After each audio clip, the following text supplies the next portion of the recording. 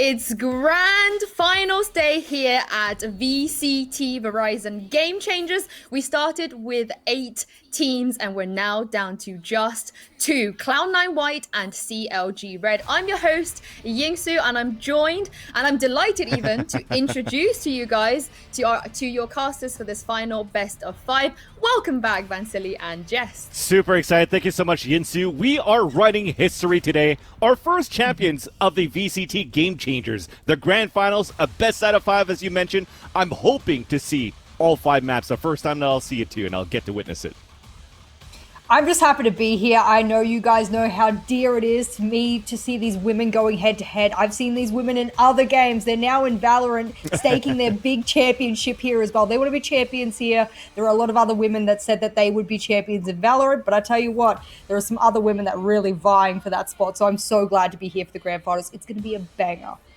Oh yeah, I think that's the perfect word. It is going to be a banger no matter what happens. Well, the 3 of us would not be here without the Game Changers initiative. Of course, Game Changers is designed to provide experience and a spotlight to elevate women in the Valorant competitive community. Competing in games as a woman can be a daunting task, oftentimes resulting in a competitive disadvantage. Starting this month, the Game Changers series and the Game Changers Academy will create a whole set of competitions with the goal of building the Valorant Champions Tour that better represents the diversity of our community. The VCT Game Changer series will be a set of top-tier tournaments. You guys already know this, with large prizes on the line for the best performing teams. These competitions will be taking place all around the world, with the first one, of course, starting right here in North America over this weekend. You guys have seen all of the action already.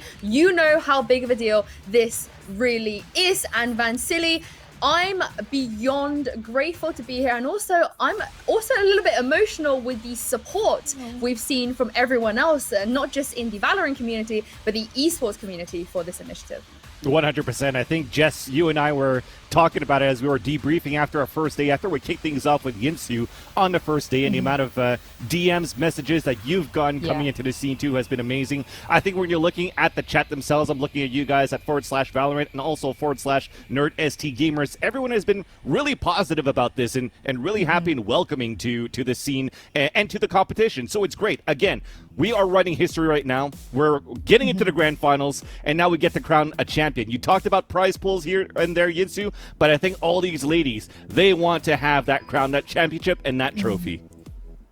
Yeah, you can have that money sort of glimmering in front of you. You go, oh, you know, the booty of the prize that you get to walk away with at the end. I guarantee you these women just think that that's a bonus. Yep. That's really to them just a bonus at the end of the day, whether they come first, second, or third. Really what they want is to challenge themselves, get all that experience. And at the end of the day, there's probably organizations sitting there in the chat go, you know what, we're talking about Moon Raccoons here, and you guys don't know, pick up Moon Raccoons, they don't have an organization, they're looking, so I'm going to chime that one in there really quickly. They're looking at these women who are going to be painting, or rather paving the way for a lot of gamers as a whole, regardless of women or not. So that's what I think a lot of people are like, yeah, this is a proving grounds. This is where other people are looking for players, looking for organizations. This is what we get to do here on the big stage. Oh yeah, well, let's talk about Moon Raccoons really quickly, because obviously they played yesterday, and I think a lot of people maybe kind of expected them to be one of the teams to be in the grand finals. Yeah. So Jess, run us through why they didn't quite get over that last hurdle. I don't know really what it was. I mean, I think at the end of the day, considering their whole playoffs output throughout it, I thought they were actually really geared to go hit the grand finals again against C9 White. My problem is that at the end of the day, it can take one series of just bad mentality, bad plays to knock you out of it when you're in a really prime position to take it. I said to the very beginning, I said to Vans, I said to you, Yinsu, I'm guaranteeing the finals between C9 White and Moon Raccoons. What Moon Raccoons have been putting up has been unbelievable. The fact that they're not with an organization, you saw half of C9 White, they were turning around and saying, these girls need to be picked up. They need to be represented. They are some of the best gamers in all of the women's side of Valorant that exists as of current. So if they were shouting them out, then quite clearly they're a good team. and the performance that they put on the other day really wasn't indicative of that, which is a shame. And I'm really going to put that down to mentality, Yinsu, because at the end of the day, I saw some questionable plays throughout the series that I don't think I would have seen had they been playing today with a reset mentality. I have to agree with that. I think going back to the social media after that series between MR and Cloud9 White, you saw that Mel, she was typing in caps for everybody to hear in the back. Somebody's got to pick this team up.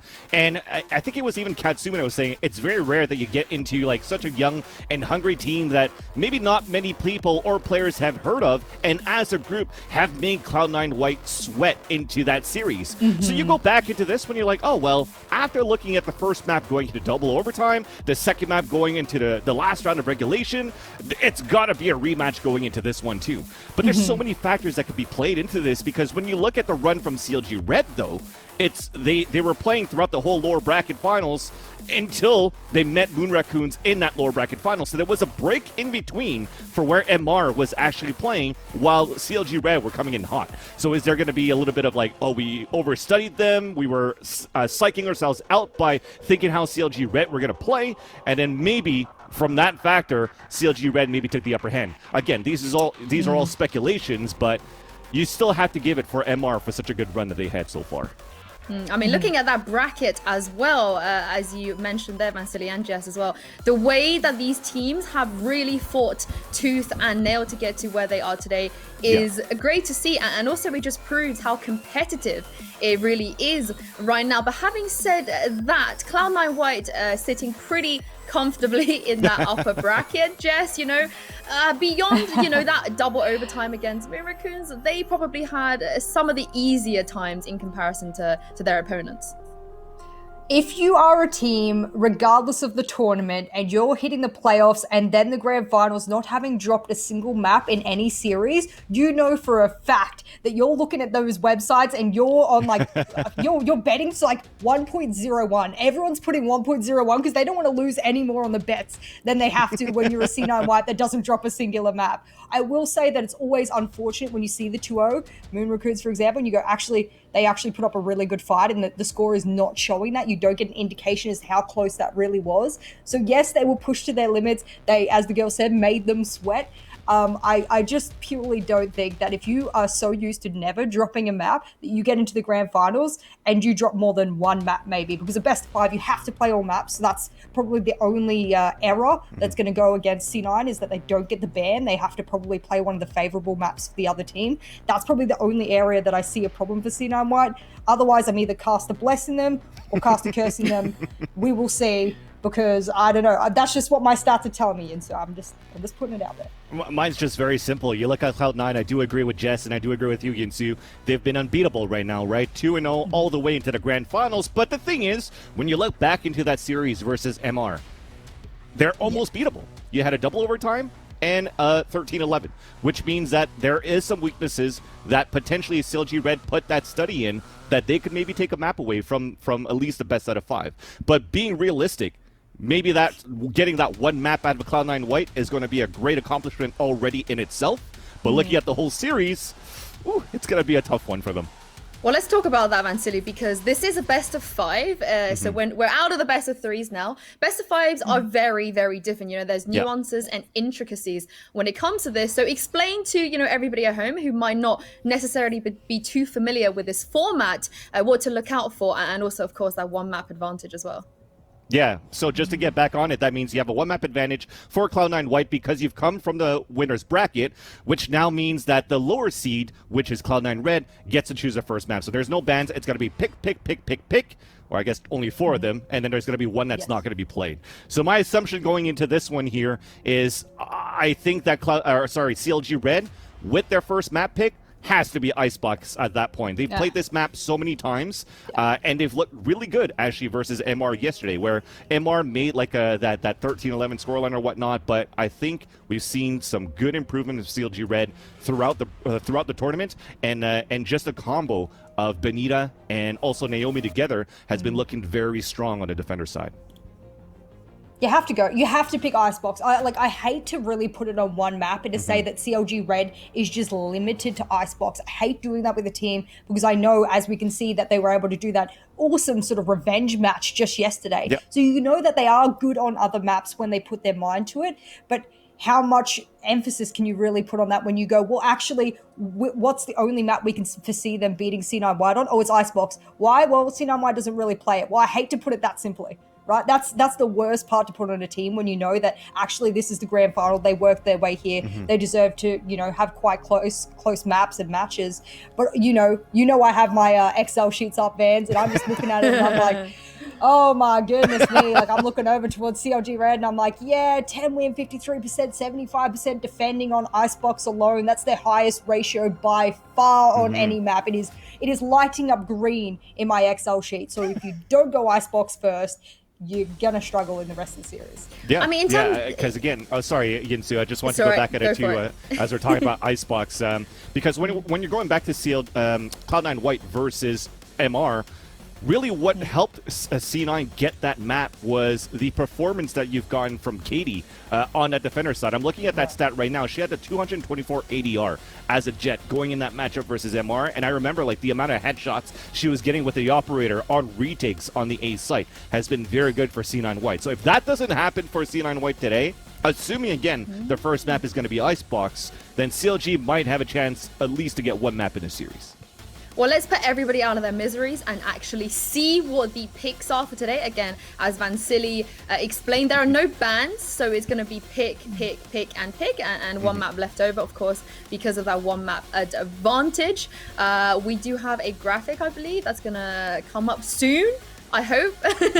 I'm really, really eager to see what is going to be happening. Although with the Icebox, I do want to say that CLG won 13-3 right on the Icebox when they played against MR.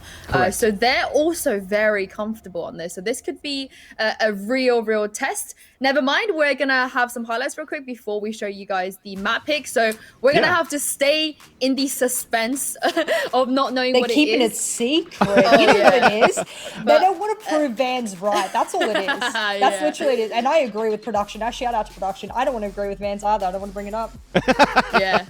I'm with you there. But just actually, when it comes to this team, I do want to point out that when they did play against Moon Raccoons on Haven especially, they had a quote-unquote substitute, because Jazzy normally plays on Haven with the Raze, but Alexis had to step in, and I think that is one of the reasons why they did end up going to double OT. No fault of Alexis whatsoever. She was brilliant, despite admitting in an interview afterwards that she doesn't actually play Raze or kind of scrim with the team on that map. So Jess, despite the fact they are pretty much playing with a substitute in that scenario, they're still able to pull out these wins. So how impressive are you with this 6-player roster? I've always been very critical of 6-player rosters, purely out of the fact that when can you scrim as a full 5 with the 6-man roster? That's what I'm always so worried about. And when you've got these women who are quite clearly having a 6-woman roster because of the fact that they're being very cognizant of school or the changes or whatever time scheduling they've got, my problem is when do you scrim with them? You've obviously alluded to just there that almost never. Okay, that's a worry for someone like me, especially from a coaching background. I say to myself, when does the synergy and cohesion come in? The fact that you can do so well without that, that's a promise. Now, does that say more about the team or the player? I actually think it's a multifaceted sort of overview that I have to say that the player needs to be very flexible as well as the team to achieve something like that. Do I think it's viable for every team lineup? Absolutely not. So clearly they've got a good thing going for them here where they can just slide that 6th woman in, get that roster happening, and it's okay for the most part. You did say that that's why maybe it went sort of OT and that's something they could have got more comfortably. Who knows? Who knows? But I definitely will say it might have been a factor. Yeah, I would agree with that too. If you're looking at the setup for C9 White, it's still pretty similar. Of course, it's just a plug and play, right? Instead of having Jazzy, you're going to have Alexis coming in playing as the Raze, but at the same time, they weren't having that much success going on the attacker side. So the defenders, when you're letting the attackers come to you, you have the same setup as you want. You want to combine basically the Astra with the Killjoy together on that C side and Garage for C9 White. You have the Jet and also the Sova on the A side. And as soon as you have Katie as that Jet with the op, you kind of put on that C side and try to op around. And then you had some pretty strong defender rounds. But when you got to the attacker, maybe that's where, like, okay, well, lining up that boom bot, trying to do things here and there for Alexis might have been a little bit more difficult there in the end for C9 to get the executions in. But when you look at it, even at the stats, she didn't play badly at all. She was actually at 23, I think, so dropped at least 20 kills into that map. And I think that's where they were able to take advantage of for Moon Raccoons is actually it's actually on Katsumi's Astra. My dog is also hyped for this grand finals. My dog's hyped for this grand finals. Oh my gosh, that's so cute. Well, now I'm going to satisfy you guys and see if Vansili is going to be right or not with the map picks. Let's so go. hard not to say bans as well, because there is no bans. As you guys can see on your screens, we will be going for that icebox first, and then of course Haven, Bind, and Ascent. That split map is just a placeholder, so ignore that, guys. We're only going to be going to Icebox, Haven, Bind, and Ascent. With that in mind, Vansili, and knowing that Icebox is a good choice, what do you make of the rest of the picks? I'm actually surprised that Ascent is going to be later on picked by C9, because Haven, for me, is kind of like that map where C9 is very good in, but also we had some good results for CLG Red.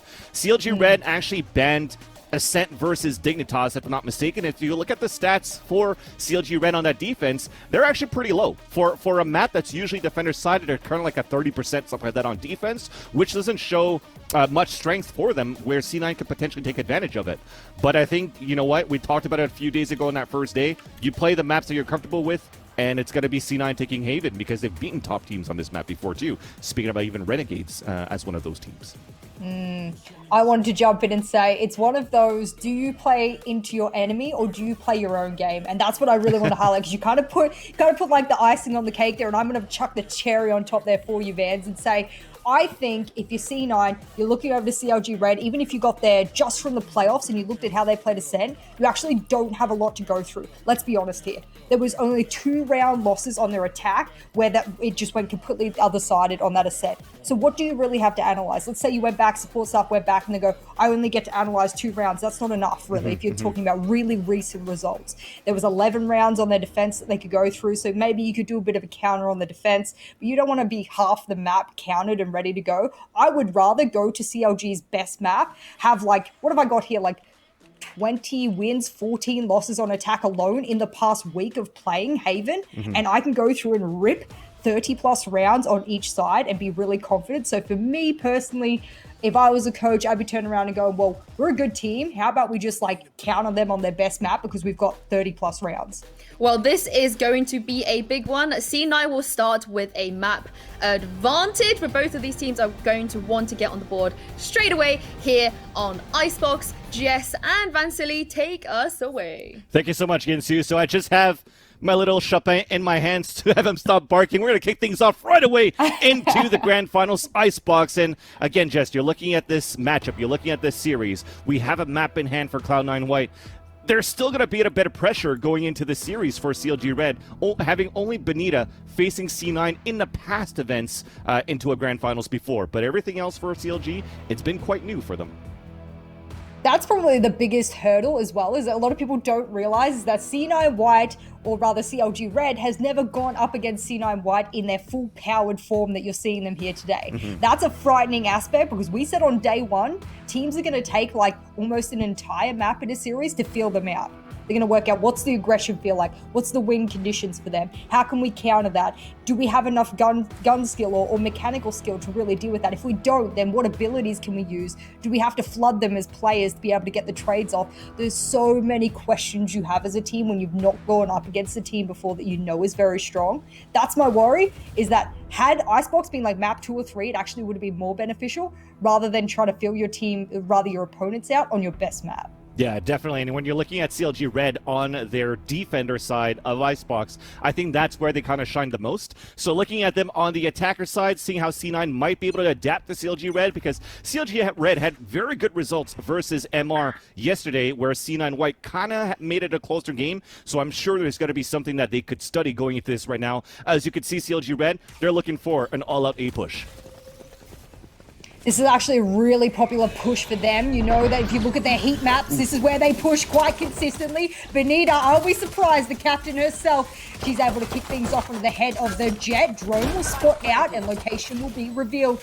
And all of a sudden, this plant goes down in very, very quick fashion. This retake's going to be tricky here. They're all going to come swarming in through one singular door. Not sure that's the play, but finally the pinch occurs, man. All right, so the spike has been planted. Cat is going to try to even up the tally, but there's still one player behind, and we're playing super passively for CLG Red right now, counting on the utility of Killjoy, counting on the utility of Sova for C9 to push forward and have to bring the fight towards CLG at the orb. And so far as that happens, CLG still takes the upper hand, but they are sticking onto that spike, and somehow Mel behind that wall stuck in. Animal went through the rappel, but still couldn't get the kill, and it's still going to be Mel with the defuse. The reason I'm screaming hello into my microphone is she is missing from 2 feet away. She is missing this player who is defusing right smack bang in front of her. That is unbelievable to me. In fact, that round should not have been C9 Whites.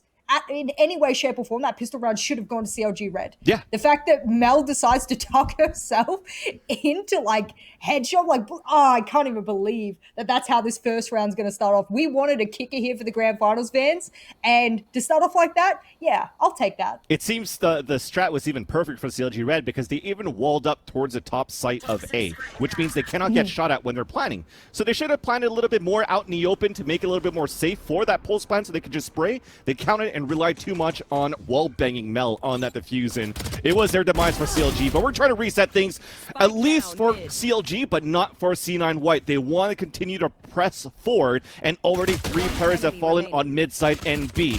Pretty much spread up across the map here on this eco for CLG. They were just looking for those work kills and didn't pay off.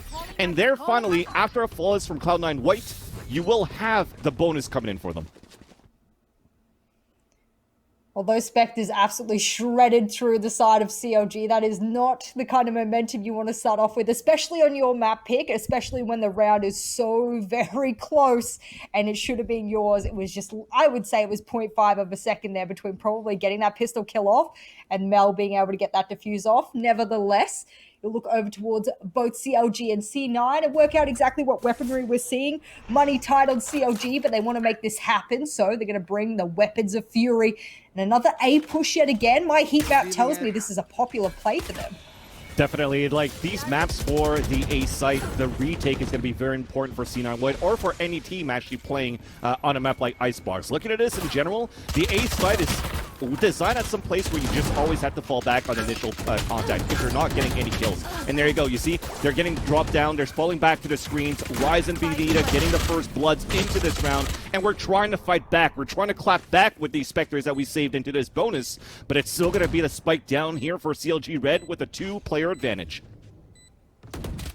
What a shame here for C9. They had everything going for them. They kept Spectres in hand and they thought they could just outgun and outrun, but it's not going to be. And guess who's left over? It's the Clutchmeister of Annie. We have seen her about 10 clutches throughout this playoff so far, but she can't make it happen in this round. And I tell you what, if that keeps happening to Annie, I know that's going to put a lot of pressure on her, as she has been ultimately the biggest clutch player of C9 throughout all of these playoffs. And this is where you're starting to see some players shine. I wanted for us to keep an eye on Benita, already at 6-2, getting a 4K into that last round. And we've seen how good she could be on this map on Icebox, even as an AWPer, if that's going to potentially come into play on the defender side.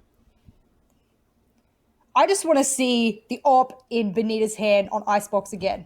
You and I, we were absolutely given a full showing of how Benita can run with that, and she does not miss. In fact, I think she ran the Sheriff rounds later and missed every shot. So really, she needs the operator in hand to really have big impact. Nevertheless, really impressed by this. Has been an aggressive push up by Katie here. Oh, nice little dash away. She got the intel she needed, and surely everyone could rotate over with that. This A heavy push here from the attackers. What do you think? Is it predictable now? Is it something they need to change up? Or do you think they just really favor A side? I think most teams in general will always favor the A site, but also when you see how CLG Red played this default this time, they actually had lurkers on the B side on mid. They wanted to play contact. They wanted to see where they could get a pick off first. And as everything kind of resets, you're just falling back. You're trying to sell that fake. You already saw that wall come up from the toxic screen on C9 White, and we're even resetting back towards mid to B. Well, Alexis and Chobo are playing a bit of cat and mouse game here over towards Kitchen, and all of a sudden it'll be the first who peeks goes down, but Chobo doesn't want to play that game. Excellent accuracy, but Benita with that initial accuracy does manage to get it down and get the plant and spike as a whole over towards B. Good fake as you called before there, Vance. My problem is now is that retakes haven't been too hot here from the defenders. Can they make it happen this round instead?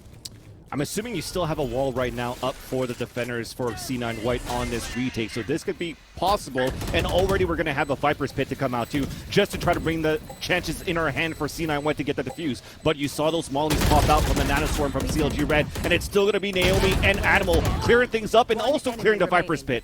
To sum things up though, it's a 1 versus 1. It's up to Annie Jo trying to get this 1 versus 1 against Rise, but she gets the paranoia and also the kill for the clutch for CLG Red to tie up the scoreline at 2-2 and potentially put C9 White on an eco. You know something that's so important we have to point out here, Vance? CLG has found the answer.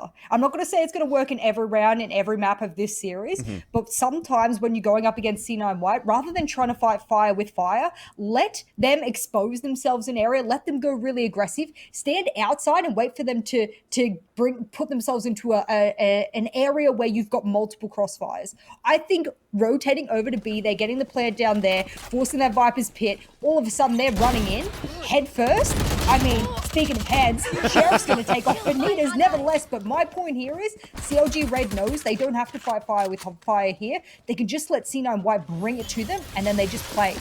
At least good for C9 White to force a res early as they're on an eco for CLG Red, so that's going to be an ult that's missing for later on in the gun rounds. And as we're pushing through towards mid and getting this plant towards B, we also had 3 players rush all the way out from the A side for a big flank. So it's going to be a triple player flank from C9 White, but we're playing so far back here for CLG Red. We've already pushed it. We basically reverse the sides here. It's going to be the pulse plant where the attackers are playing the defender spawn, and now finally they're spotted. Katie trying to land this share shot long range as Benita's the one that's holding it from the snowman. But slowly creeping up here on this yellow. They're just trying to do some econ damage. That wall is also going to slow things down a lot to not allow C9 to come in for this defuse.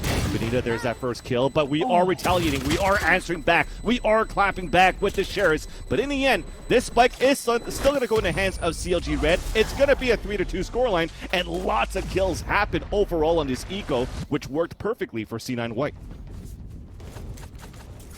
Well, that's really what you want in the end. You want to be able to try and strip CLG of what they've got while they are on a bit of a momentum run. Doesn't really give them too much to play with, but nevertheless, I'm a little bit scared here for C9 White. It hasn't looked like their retakes have been strong. Is it because they're not utilizing the utility appropriately? Is it not? I would say that they're hitting shots at a much better ratio than CLG is, especially those long range. I'm thinking of the sheriff shots from Katie, Carry Katie as I like to call her. She's the one that's been hitting quite accurate shots. Chobo on the other side has been doing good shots as well. I think it's really, really good ability usage here and utility usage from CLG Red. And as we look at their abilities here, it's going to stay slightly calm for CLG Red. They did put a turret at the beginning just to see if Katie was going to push aggressively on that pipes, but not.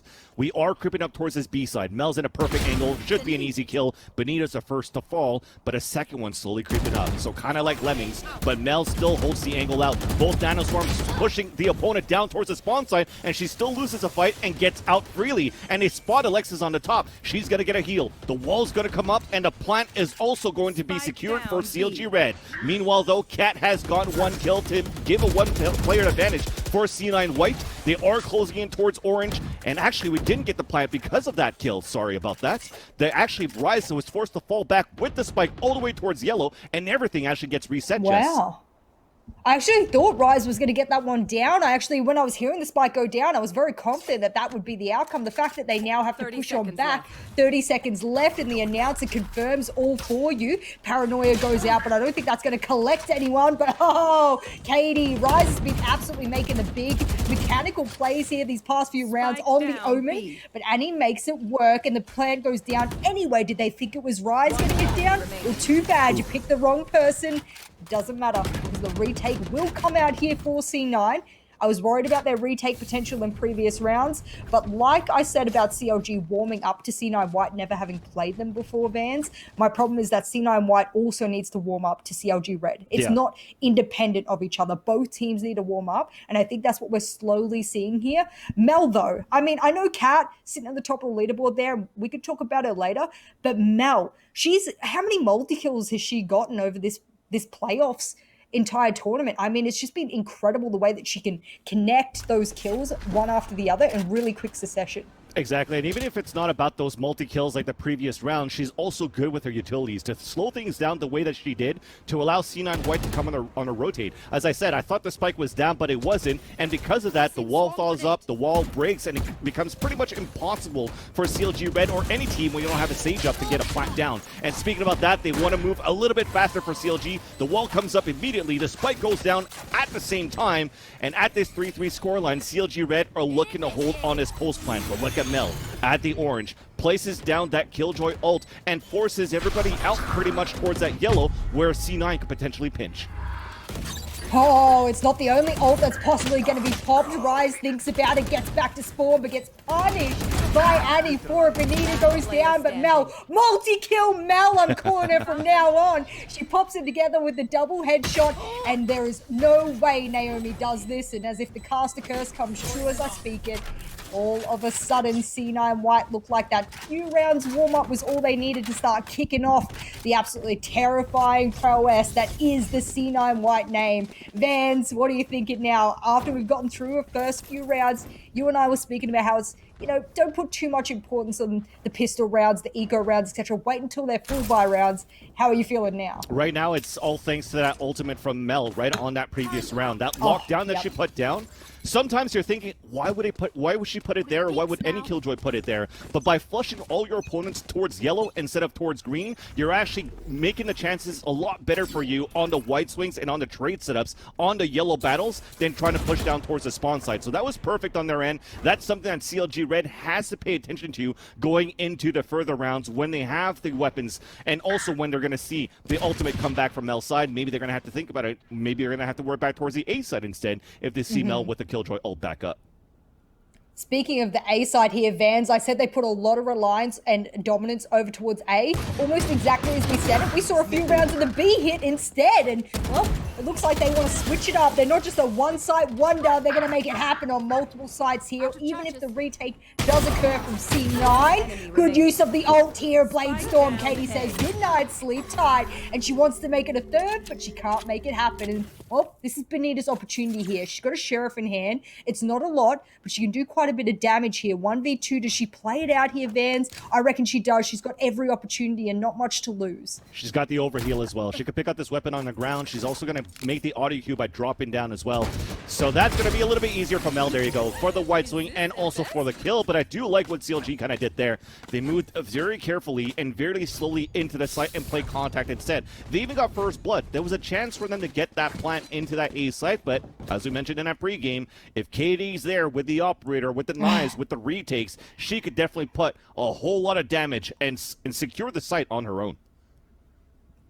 I'm just looking at that silhouette of that operator, and I'm like, bring it to me. I don't know if our observer can hear us, but I'm like, please, observe Katie with the operator. Please, I need it. And then when Benita's got one, observe her too, because I need to see these smashing and flashing operator plays. Oh, that trigger discipline. I thought that was perfect, Vans. But Benita says, good night, sleep tight. I'd like the operator, please. And maybe she can pick that one up as she makes her way through. Jess is back with the caster curse. But at least we did get the Benita and the Katie head-to-head, right? So Benita got that upper hand. she's also not going to pick up this operator because she wants to push a little bit more aggressively towards this B side, but she's selling a fake. Everybody's rotated for 2 players over there and 1 player only on the A side, but they are also losing their battles for the CLG red side. So this is not looking good for CLG at all on the attack. Even a res to come out, a 2-player advantage for the defense, and we also had an early Viper's Pit on middle side. So we really pushed out all of CLG red on both extremities. There we go, Mel. She waited out. She wanted to get some shots popping on from heaven, and she does, but she does get traded. Chobo able to take her out, and Annie, well, that's all that C9 need there is a couple of kills to come raining in. My problem here is that you were worried they were sold into the rotate, the bait, and the fake. Fair enough. C9 says, okay, we'll just come back and retake it. Yeah. Isn't that a problem if you're CLG red and you go, girls, we tricked them, we did everything in the books that you need to do, and we just can't hold the post plan. It did look pretty good for C9 for that retake for sure. They got to figure out a way how to continue. I mean, it looked pretty good, right, Jess? They got rid of Katie at the beginning of the round. That's no operator on the A side. We were afraid of that for CLG moving into the site, but still, they couldn't hold it back. So C9, or should I say CLG, they got to find a different answer now. 1 layer is already out. What's problem solving number 2? Actually getting into the site for the A side. Well, we're going to have a little bit of a moment here to catch our breath. Not only do the casters need to catch their breath, but of course the players themselves. Scoreline's not looking too bad. It's actually looking a lot more positive than I originally thought it might, that if C9 White came in today kicking. Was it Mel in the interview that said, it doesn't matter who we go up against, we know we're the best? Something to that effect. I'm obviously not putting it verbatim here, but there was something to that effect of saying, we're not afraid of anyone, we know we're the most established team, doesn't matter who we go up against. So that was the kind of vibe I was feeling going into today's series, and it's actually a lot closer than I expected given that. Really, and when you're talking about Mel, I wouldn't be surprised, because again, the map or the time where we had like a meme going out and a viral clip going out on Strong Legs' Twitter, where Mel was like hyping up her team, they beat Renegades, there were some blitz going on in there too. She's the hype woman right now for the team, right? So for her to say we don't mind who we fight, if she said it, I wouldn't be surprised if it was her. So looking at this one right now, you see that confidence ooze in for C9 White. Cat's trying to push forward, but Benita sort of read that push moving forward, and now she retaliates. It's a 1-player advantage for CLG Red. Already a dink, but Katie still connects with the operator as he drops towards that ground. Spike is trying to move forward. A flick does not connect, and she's forced to fall back, and we also force out the res for CLG Red. Hunter's Fury on the attacker side. We also have a ping coming out on the top, and we're trying to get these wall bangs in. It's so close for the hit, but the spike will still go down. Oh, that was almost a perfect wall hit there. That was the wall bang you needed to stop that one out. Now they're going to have to use all remaining utility to try and retake. We know it's very possible, but this is a site that hasn't been very strong for the retakes for C9. They're far more... got so much more prowess on the A side. Defender Killjoy as well. Surely that gets destroyed, but it's still going off, and all of a sudden they should be able to make this work, siphoning them over to yellow, but it's not enough. The clutch goddess of C9, I don't think she's got enough time to work with here. It would require a 3-woman spray transfer, and if that was to happen, that was going on my Twitter in the next 30 seconds. And when I said, look, whenever Mel has that ultimate for that Killjoy lockdown, be afraid or be wary of that. And not only that, Annie Joel also had a Hunter's Fury. So that combination that C9 did of the lockdown to funnel everybody towards the yellow side, and Annie dropping the Hunter's Fury, even pulsing 2 players, we had low HP players for CLG on that pulse plant, and somehow it still worked in their favor. They chose to back of the yellow into their angle instead of going for the white swings themselves, and they let C9 White come towards them, and it worked out perfectly. That's what I was trying to point out before, Vans, is that I think CLG's worked it out. Let them come to you. Don't try and fight fire with fire, because their fire is stronger.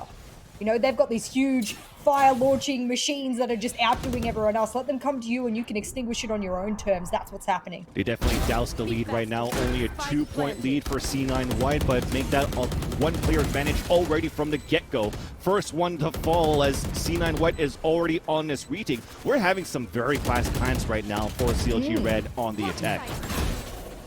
That's what you want, though. If you want to be confident and get the plant down and bring the fight to you, that's what you need. You need the spike down to do it. A swing around yellow and it falls here every time they go to yellow. It's almost as if they're leaving blue, and I don't know now because this particular spot here for C9 hasn't been good. They do try and start getting that diffuse off. Good shot from Annie. Surely she can bring the Clutchmeister back. She knows how to do it. She's a good shot. Pull it together, girlfriend. You don't have time, and it's all over Red Rover. Oh, a round so needed for CLG Red here, because this confirms to us that, hell yeah, Icebox is their domain. That was a very nice battle from both of these teams so far. The lurks that you had coming in, usually you kind of see Naomi that was kind of lurking around in the match versus MR, but this is 2 rounds now that I noticed that it's Chobo that's going around this mid side, coming on these flanks, and it's paying off right now for CLG. I'm assuming because right now Naomi is pushing with her team so that she could set those nanoswarms onto the ground, so she could also set the alarm bot and also the turret to prevent C9 White from getting too much ground on the retake. And CLG Red, little changes here and there that they've done, and their strategy continues to evolve. So this is good here for the attack. And speaking of the attack, they're just launching it now towards his ace. Like, there's a big paranoia as Katie is forced to fall back into a corner, but still gets the first blood into this round onto Benita. This time, the same strategy as the pistol round, and I think finally we get the spike a little bit more out in the open. What a shame. Missed shots there from Katie means that Rise, who has been the unsung hero, I think, or heroist of this particular half, I'm going to say, she has absolutely popped off on the Omen. Underrated player by far, as is C9 Mel. You can see on the top right of your screen, making it rain, and these fast pushes, these fast plants here, Vans. They have been what has been the kicker here for CLG Red. You leave it down to a 1v1 at the end there, and all of a sudden, that's a close round. Even though C9 walk away with that round win, not confident by any means, and all of these fast plants have been on CLG Red's terms. That's what I like. Yeah, you're always wanting to play this retake play, but I don't think they're expecting how fast this is going out here for CLG Red. Even that last round on the retake, though, for C9 Whitey continues to be very, very nice. 3 players moving together while Mel stays behind. She's going to be, again, that person that has to try to clutch. This time doesn't have to try to stay hidden to go for a defuse. She was able to get a 1 versus 1 in the end. But all 3 players of C9 White moving together as a ball of trades pretty much on that retake at that orb side was perfect for C9 White. So for them, though, to get 7 rounds, still not too bad for C9 White, but even better, I think, for CLG Red for getting those 5 rounds on the attack. I very much agree, and that's actually something that I did want to confirm whilst we have this little sort of switching over of the sides. Bring up my nice little stat sheet that intimidated you before, Vance. I know you said that. I'm not a numbers guy, you know me for that. A little bit intense, and we go over to the side of CLG, and I look over towards their Icebox stats, and it looks like I have too much going on in this sheet. No wonder I have no idea what's going on. Defensively, attacking. Look, I'll come back to you at some point. I have it for you. I have it for you. So what you had me for notes here is that you actually have them playing a 70% on the defense and 60% on the attack.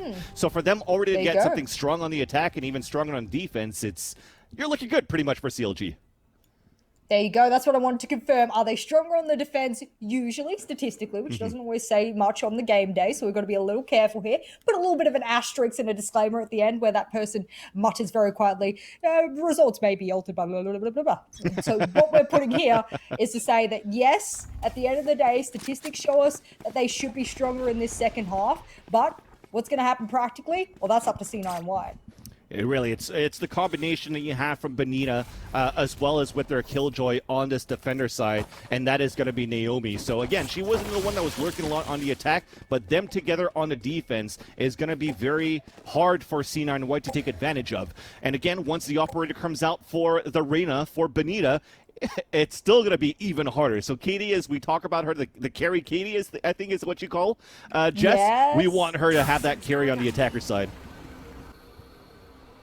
Alrighty, well, the Viper will make her presence known as the drone will come out and try and spot out anyone playing. I don't believe it has just yet. You look at your minimap there, no one's there to receive. All of the blue being spattered over towards A. Is this something that CLG Red was prepared for an A fast push? On my heat map, okay, yeah, A is the most favored by both of these teams, but that shouldn't mean that you just put everything over towards A.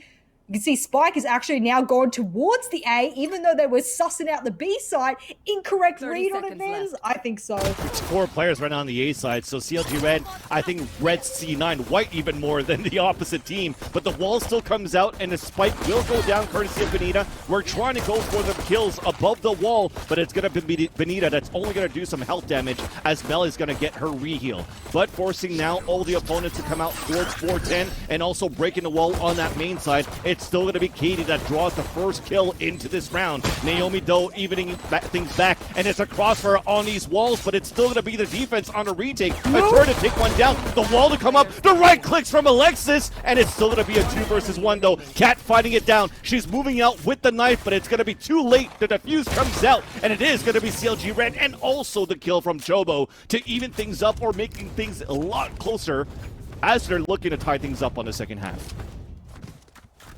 Chobo has been one of the most underrated CLG players throughout all of the playoffs. Yep. I could not believe the headshot accuracy, and I don't particularly have that in front of me right now. I can have a look at it later, but I tell you what, when you and I were casting her the other day, I said to myself, geez Louise, there was a player on this team that can hit heads in very quick succession. We talk about Mel quite a lot, and she's obviously hitting the top of the leaderboard right now for C9. But Chobo, she does her job, and she's not the most fancy with it. She's not like a big showstopper kind of player, but she makes it work consistently, and consistency is key. Yeah, she's had a lot of experience as well playing the Tier 2 scene with the Team Shiba in the past in a mixed roster.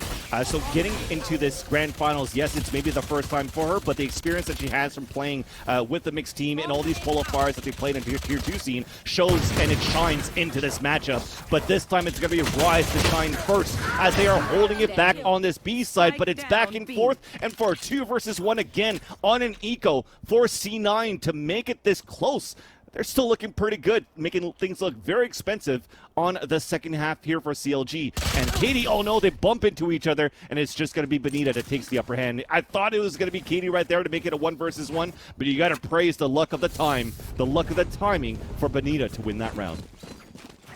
You're saying it's luck of the timing, but every time I see Benita over towards B Long and Cubby, I just say, yeah, that's her domain. It's like Annie on other maps. Like, we called her Annie near Truck. You just don't plant there, because if Annie's there, she'll retake you 9 times out of 10. You just don't do it. If Benita's over near B Long and Cubby, just don't go there.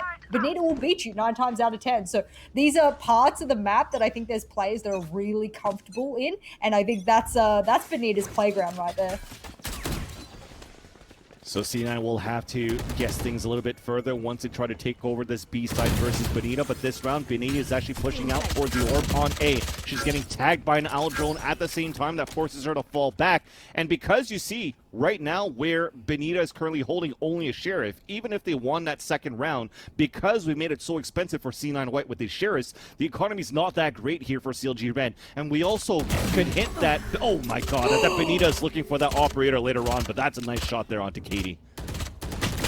I mean, you're saying she's only got a sheriff to work with, but does she need more than that, Vince? I don't think so. She's making it rain kills on the kill feed, and oh, 1 bullet and 1 dream, and she makes it all of my dreams come true right in front of me here, Vans. Now the res comes out, though, to even things back up on a 4 versus 4. Benita was trying to move towards her teammate's corpse just to see if there was a weapon there, but you still saw it from that overlay for the weapons. She only has the sheriff still. And that also forces C9 White to reset. They're walking close to this poison cloud and looking to work back towards this B side as Kat is at the front side of the helm, trying to creep up towards this tube into the kitchen, but there's not going to be any opposition. We're going to have to count down on Naomi right now, and she does so to be able to take down Annie. So that's also a recon dart that doesn't allow for clearage for C9 White into the B side. They're just going to have to push in with their bodies, and it's only 10 seconds left on the clock. We're trying to get this plant down. It does go down successfully, but CLG are just closing in on Cloud9, and they close in as well onto the attack,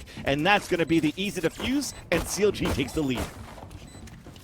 You know what that actually all came down to? And I didn't spot exactly which player it was, but there were 3 full attackers that ran past kitchen, went down hall going for that plan. They obviously didn't have enough time to suss out the situation as to where all the defenders were at the time. And that player held in that position over towards kitchen and ramp and was like, all right, I'm going to come zooming out now. Should I come out now? Yes. Okay. Now I'm behind all three of you. I'm good to go. I'm glad we got this replay here because it's nasty. We say she's nasty with the operator, and I think it's those one-shot wonder kills that Benita really pops off. Yeah, and that's where we saw it. Those last 2 kills are beautiful, and now you have even more power with the operator being wielded by Benita. C9 White back on to an eco, or maybe a half buy, because I saw a Spectre in there. So they're just buying enough to get the rifles into the next, but they are slowly falling behind here on the attack. Not really finding an answer yet, as CLG Red continues to be very strong and keeps C9 guessing with the way that they're playing. Well, this is CLG's map pick. If you're only just joining us now, this is the very first map. And God, these girls, they really know how to make the Sheriff work. Short or long range, it doesn't matter. It's a headshot magnet. And well, this particular series will kick off with a 1-map advantage in the hands of C9 White. So even if they lose this one, it just becomes a glorified best of 4 again, essentially, or best of 3. Really, it depends how you look at it, of course. And that's why this first map here for CLG Red is so important. It's their best map by far. We spoke about it in the pre-show. If you missed out on it, this is a map that CLG Red, in my opinion, absolutely needs to win if they're going to have any chance at this series. Chobo's in a great position right now, but the timing, unfortunately, again, she was about to look back towards the belt side, but Katie peeks out, gets the headshot, and that had to be a crucial kill for CLG Red right there, because now it's an open site. You had to try to retake with an operator. Your teammates are all across the map at the same time. A dink through the pipes. Benita's now out of armor as well. This is going to be so hard for CLG to retake. They do have a Killjoy ult right now, though, but do they want to use it? They will. Right away, and he also moves forward, but Benita gets that kill on that retake. With everybody else from C9 White, they're holding back here towards the back of the orb. You had the delay on that time from these nanoswarms, and now that the lockdown is finished, it hasn't locked down anybody, and it's just going to have to be 3 players peeking out and only leaving Benita on her own this time on a 3 versus 1. You're just going to try to make things a little bit expensive in the end, because the round has been lost no matter what. It's 8-8. We're tied things up, and we're also salvaging the op into the next round for Katie. I was going to say they had a plethora of weaponry to look through there. Look at all of the bodies on the ground and the weapons that they dropped. You could just go up there and pick as you please. And that's what they do manage to do in that particular round. 8 rounds apiece. We love a really close matchup. Yep. On a map like this as well. I think a lot of people don't favor Icebox as a map. I really enjoy it. And maybe that's because I prefer long-range engagements as a whole. And there's a lot of long-range mechanical fights that can occur on this map, so I really enjoy it. It depends how players sort of favor it in their particular play style. Speaking of play style, we don't often see that miss, especially when you've got the line of sight already built up before the player peaks. I don't even think she even clicked, so that is going to be one forcing Benita to fall back, but it's still going to be a push towards the A side where nobody really rotated out from that first initial contact. Even Animal pushing down towards that mid side is able to retaliate onto Cat, so that means any type of lurk towards the B side is now over, and Benita could go for a full rotate into this A site. But the spike has yet to be planted. It is going to be a 4 versus 3. You have a Hunter's Fury out from both sides, but we're not using it to try to cancel the ult. We're actually using it towards the spawn side instead. It connects onto Mel for 1. She's so low on HP, but does not get the kill. Animal, though, training things out. Still, as C9 White are holding back towards the orb side, they do have a 2-player disadvantage as the res now comes up for CLG Red. That spike is ticking down. Annie Dro and also Mel are still staying alive, and now they even up the tally into the round and also forcing out the nanoswarm. We're going to have to go into the higher ground, even forcing a Killjoy ult down onto the ground. Rise has to push forward, and it does not pay off. On a 4 versus 2, it's going to be winnable for C9 White, and they also take the lead out of those kills. That was a very, very intense round. You talk about expensive rounds. How expensive was that for utility and abilities there for C9 particularly? Yeah, you've lost a lot. You've lost the operator on the previous round and that round as well. You're losing all of your weaponry for 2 rounds in a row. You're definitely going to be on a half buy. You were in such a good position after killing that lurker from that mid side on Katsumi, and somehow you just couldn't hold it back. The retake is so difficult there with the operator if you're not having your first players in the A side getting those kills either. It's a lot to ask a player to achieve. We've also seen a lot of these players being dealing with these recon bolts really well. Unfortunately, there it won't work to their favor and they're not able to flick to it quick enough, but that doesn't really matter. Those early on recon bolts is just to confirm, is someone pushing up through elbow? Are they going to be pushing belt? Yes or no? Or is at least one person in that position, so we have to be careful. Speaking of that intel collection, there goes out a drone, and that's going to confirm way more than they bargained for. Naomi, she's going to have to pop that sheriff and make it count, but instead, Katie goes up against Benita, and she's able to take the kill on the other side of the map. But for now, it looks like an A hit is the play, and guess what? On your mini-map, there's no blue to stop them, so you might as well get it down now, girls, and play for the post plan. CLG were looking for that mid to be pinched. That didn't pay off. They had 2 players that came out of the battles at very low HP, as one of them just got topped off. That was Chobo from the heels of Animal. But now Chobo, speaking of her, is going to try to move forward. Annie gets so much information right now on this pulse plan. Even with that dart to come out, it pings out 3 players. There's going to be so much support from C9 White. This is not going to be doable. We're just looking to do that econ damage and salvage some weapons at the end of the round, rather. A lot of people spoke to me about the fact that Annie, not only is she also mechanically skilled, especially in pressurized clutch situation, 1vx situations, she knows how to play Sova really well to maximize utility usage. And that's something I've been really excited to see, a lot of those bolts. I mean, I don't have the best knowledge in Valorant, especially when you're talking about intel collection. I myself usually main Cypher, so for the most part, I don't really play a lot of Sova. And for me to be able to see someone play it so effectively round after round after round consistently, that's something that you've always got to be like, all right, what is it about this player that makes them idealize using their utility over gun skill when they already have great gun skill? Is because they know that gives them the advantage 9 times out of 10. That's how, we have these high level players, being able to reign supreme in their particular area. And to continue on that too, like Annie Dro, she didn't get any kills after that recon dart went out. She even died, right? But what does that do? She pings out 3 players, so C9 White knows that they can't push back towards the spawn site to save these weapons. They could save all their weapons on the other side of the map instead, so that they could bring it into this round. So even not getting kills, but getting that information is going to be very important for your team. And even then, you saw that C9 White, they were defending that weapon that was left behind by Annie Dro, so that nobody from CLG Red could carry that over into this round. So that means now CLG Red on that defense, they are going to be able to go for weapons, but the economy over that is still going to be very low should they lose this one here. So C9 White, that were looking to struggle at the beginning, they seem to have found an answer so far with these slow plays. Oh no, Katie knew that's exactly where Naomi was. She even saw the muzzle for a moment, but she gets punished nevertheless. Kat, she'll make it work towards the captain of CLG, and she'll take Naomi out for the pleasure as well. And all of a sudden, you've got yourself in a man disadvantage if you're CLG Red. That's okay for the most part because, well, Spike's not down, but there is more than 40 seconds to play with.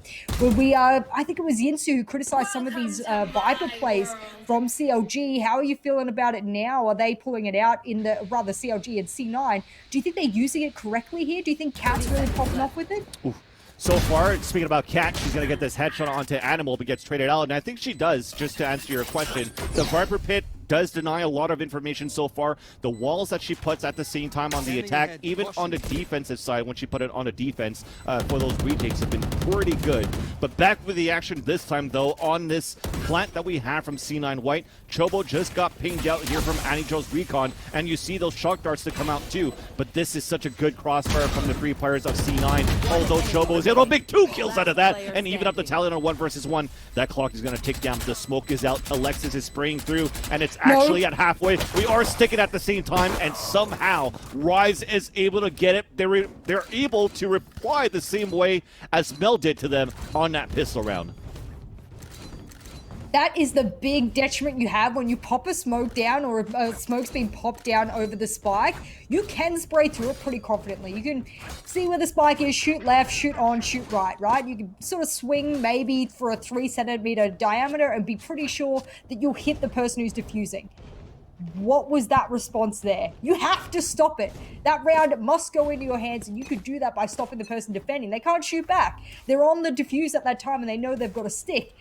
That was a questionable moment there, and of course, you know when a smoke's popping down that's what's going to be happening. You can hear the spike as well. So, my heart hurts there, because that should have been an attacking round for C9 White. 100%. Even for CLG Red, you're going to thank Chobo for getting those 2 kills on the 3 versus 2. But now C9 White, they're saying, look, you won the round, but we still want to battle through. And it's going to be Katie that's going to be very aggressive towards this mid side, updraft towards the top of the tube, goes back into the B side. You have also the Empress being picked off by Benita, who picks off 2 kills with that. And now we have 2 versus 2. The Hunter's Fury to come out. It's trying to pick out Katie. She's at 2 HP, and she is going to survive. So now can Chobo get a clutch this time, get another multi-round? So far, yes. She's able to take down the low HP player, swings out on the second one, and Nitro. They're both at literally the same HP, but a recon dart from the attackers on the pulse plan, it does not ping out Chobo. She goes for the shock dart. It's going to be a set 1 towards the back of the site. Chobo is still trying to move forward, and as Annie is playing this very smart, using the time into her hand, she goes for the swing, and also Chobo gets the kill, but will she get enough time going into this one? She should. And it will be a 10-10 after that diffuse coming in with a nice wall bang to get the kill onto Annie Drove. That was really unfortunate for Chobo there. Chobo played it perfectly. Just give yourself a little bit of a quick peek. Let them know that you're there. Get them off the diffuse. Whatever you need to do in order to get their attention towards you and not the spike. That's what you've got to do. Unfortunately, it was a little bit of a shoulder too far. Sometimes you just got to pop the elbow out and not half the body. And you pay the price as a result. And a quick thinking Sova v Sova there. You love to see it. I will tell you this much, Vans. 10-10 scoreline. Did I expect it? Sure. On Icebox, absolutely. But did I expect CLG Red to have the answer for an aggressive 5v5 team that C9 White is? No. Not this early on either, when I thought they might be reading into how they're playing. They've done their homework, and it clearly shows. Yeah, and on top of the homework, you have players that really want this title right now from CLG Red as well. You see it from Benita, you see it from Chobo. We've had a lot of multi-kills from a lot of these players from both teams into this map. But so far on this defender side, I was praising how good their defense is for CLG Red. C9 White are putting up a very good fight, and it has to really come down to Chobo and Benita getting these multi-frags to put the rounds in their favor.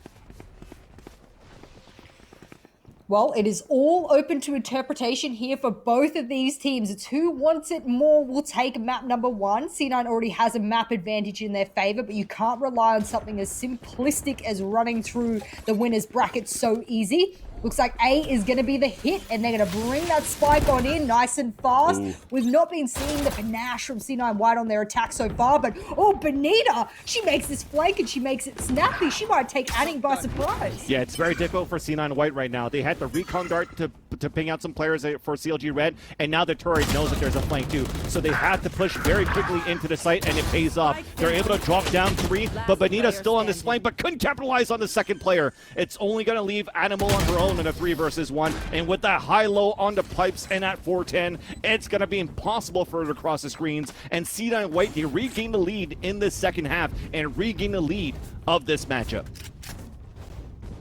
A lot of people might look into that particular situation there of what Benita did there, Vans, and say, oh, she shouldn't have done that. No, that was a perfect flank. It was just unfortunate that she didn't reset herself after the first kill and try and just stall out as long as she could, having known that they would know she was there and they would have to deal with 3 different angles at once rather than the usual 2 to 3 over towards heaven and screens, of course. So my problem there is she wanted the cake and she wanted to eat it too. What's the saying? I've got to get better with these sayings. Wanted the cake and eat it too. Whatever that saying is, that's exactly what Benita wanted. And unfortunately, it was too much for her to handle. Funny enough, for me as a wordsmith guy, as a play-by-play caster for this for our duo here, I'm not even a wordsmither myself, so I cannot get those out for you. You don't know what it is? Nope. No. I'm on a diet, so that's why I'm not with the cake, you know? Yep. But back to it here, C9 White, again, taking a lead, and they have a lot of ultimates to work with, too, on the attack. You have that Killjoy ultimate that they could use towards this green side to try to push things out. You're seeing that they're pinging towards this orange side, too. So there's potential with this Lurk, or even with the Hunter's Fury, off the Killjoy ult to try to clear out this B site. But it starts off with the Owl Drone to try to scout things out. Run. Oh, there we go. Out comes screens and another Killjoy as well. That's going to be an ultimate coming out, and that's going to be a big indication here for the defenders that they know what's happening over towards B site. Claire goes down from Mel, and she's the one that makes it happen earlier on. It was a little bit mistimed, but they do manage to have the Sage Wall to protect them. The barrier will give them that little bit of safety to work with. And now if you're C9, you've got to be hitting these long-range shots. It's why I like Icebox fans. I want to see these long-range shots be hit Yeah, but they can't get it right now for C9 nor for CLG. There's a lot of smokes out in the open. One ping on the opposite side as well. It's just going to be easier for C9 with these wall bangs to get these frags because the toxic screen was up too. So Bonita on her own on a 4 versus 1 remaining. It was a 5 versus 1. She's going to have to try to ace, but very difficult. We're going to be on an eco here for CLG Red, and you can see it right now, Jess. They actually didn't try to go for a force buy to try to win this matchup. They want to go for the half buy to try to fight all the way to overtime. And as you should. I mean, when you're in this position, you only have a couple of decisions to make. And I think we saw it the other day when you and I were casting. We sort of said, oh, they're going all in. This is really expensive. What are they doing? Well, I mean, you got to play for the long game. Yep. If you want to win this map, you have to think, okay, firstly, I have to get to overtime. And then secondly, I have to win overtime. How can I do that on a short and long-term basis? It's about balancing the short and long-term win conditions and how you can improve that as the rounds progress. And that's what both of these teams are thinking of here. But guess what? Great little bit of trade there. Do you think that was a good pick? I mean, Bonita went down, but they were able to trade out over to on that particular player. I think it was a good pick utility-wise, but that's not even where the play's happening. Yeah, the play's happening towards the A side. The kill's still good for them to actually try to get map control, but the map control that they gained towards B is currently being lost on the A side. But we do have a great ultimate on the defender side. That's flushing Cloud9 White back into their spawn, and that's where the 3-player push from, not Complexity, sorry, because I see it from Animal, but from CLG actually gets these frags, and it pays off. So now it's a 3 versus 2, and we don't have a plant coming in, and I think this was calculated. This was perfect right now for CLG. Even Rise getting a drive-by onto Katie, leaving Mel on her own on a 3 versus 1, and she's just going to look for the lurk play. She gets the first one onto Rise, but 2 players now pushing forward, but they're moving out one by one, and thankfully Chobo is going to save the round there for CLG Red. A very expensive round for them to win, though. We don't know what the economy is going to look like into the last round of regulation. I was a little bit worried there. The 1-by-1, I always say this, try not to take 1v1s v1s over and over. You're going to try and get those at least triangulation crossfires happening when you're trying to get that last player. Don't give them an opportunity to pull out an Annie clutch moment there where she gets 4 1v1s in a row. Nevertheless, 12 rounds to C9 White on CLG Red's map pick here, Vans. How do you see this for going? Because C9 look like they might have the opportunity to take it here. The economy is super low, so it does give a chance here, like you said, for the attackers of C9 White. I think even one of the players didn't have any shields, right? So they're really putting in the rifles into this, and it is going to be a lockdown coming out from the attacker. So that is a lockdown in, like, what, 2-3 rounds? This is looking very good here for C9, although Animal is able to get this first kill onto Cat, and as we have one detained, we're still getting kills at least for CLG Red. Now trying to deny this plant. It still goes down, though, courtesy of C9 Mel. And it's not going to pulse anybody right now, but Mel is stuck inside a corner. Thankfully, a wall is up. The retake of a full player roster for CLG Red, but Mel is trying to hold her ground just by the wall. She takes down 2. Empress to come out from Bonita. A retake of Tempest. Mel gets a trip kill, finally gets stopped by Bonita. But now it's a 1 versus 1. Can Rise get another clutch? But she's up against the clutch master herself of Annie Dro. Spam down to 76. Still going with the Jiggle Peaks and a shock dart to come out. 36 HP left. A fake up onto the tower, and Annie's gonna get the kill as there was no time at the same time. C9 White wins this second map, 13-11.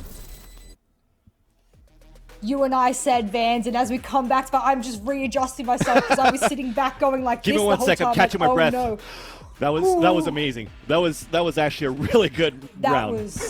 That was really not even just that round. You have to think about Icebox as a whole. You and I said from the beginning with Yinsu by our side, we said CLG Red needs to win this map pick. It is their best map pick by far. That's the one they performed on most confidently, you know, series after series after series, statistically as well, and they made it their first map pick. They walk away with a very close scoreline, but at the end of the day, Vans, close scorelines don't get you map wins. They don't get you closer to the best of 5 win. And when you are already now 2 maps down because of the 1 map advantage, that's a lot of pressure. I mean, you're trying to look back at that last map on Icebox, and it looked like we wanted a lot from Katie. We didn't hear a lot about her, right? Yeah. Who are those players coming right now? I got to think myself about Mel, how good she's been there on that second side of the attack. That Killjoy ult and the way that she's been playing with those multi-kills have been crucial for the victory of C9 White. I would love to see her ACS at the end of this. I'm sure we'll be able to get stats up as we sort of go through that map analysis afterwards. But for me personally, Mel, multi-kill Mel, as she's going to be known. We've got Clutch God Annie, and then we got, Carry Katie. I mean, I'm just going to keep coming up with all these nicknames for all these Cloud9 players. But nevertheless, I was a little bit saddened for Benita, for example, because you and I said last time she played Reyna Operator, she did a really fantastic job. Do I think that her team maybe held her back a little bit in this matchup? Maybe she didn't get free Reyna, get it? Dad jokes incoming. She didn't get free Reyna on the map I'm too old. I'm like old enough for these dad jokes, so you pull all those out, I'm going to be with you the whole time. But I don't think she got free Rain. That's my problem. And also, you were talking about the stats. Just to bring up the ACS, Mel was at 335 ACS, 29-19, and you were talking about Benita at the same time, 283, the second one on that scoreboard at 24-24. So they both did their job there as their players, as the players that were being multi-kills, as we were harping them up or hyping them up. They were definitely the players that stepped up. But we want to see more from the other players. And speaking about wanting to see more, let's take a break. And when we come back, Yin's joining us to discuss the second map coming up for the VCT Game Changers Grand Finals.